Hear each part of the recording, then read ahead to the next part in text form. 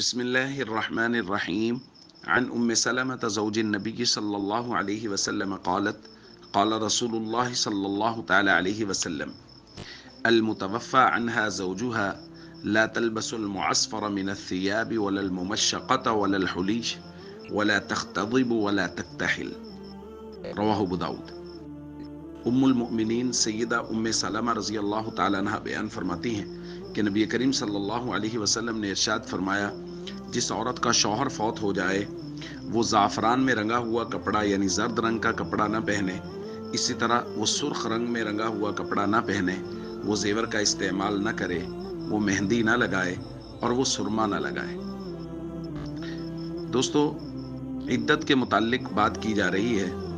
عدت میں خواتین کو ہر ایسا کام ممنوع ہے جس میں زیب و زینت کا اظہار ہو رہا ہو، جیسا کہ خوشبو لگانا، سر میں تیل لگانا، سرما لگانا، مہندی لگانا، اسی طرح زیورات کا استعمال کرنا، یہ خواتین کے لیے ممنوع ہے۔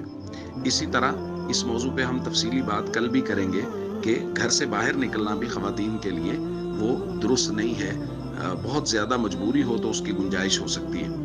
تو نبی کریم صلی اللہ علیہ وسلم نے کچھ اصولی باتوں کی طرف اس روایت میں اشارہ کر دیا، جس سے ہمیں یہ بات سمجھ میں آ گئی کہ ہر وہ چیز جو زیب و زینت کی طرف لے جائے اس کا استعمال خواتین کے لیے درست نہیں ہے عدت کے دنوں میں۔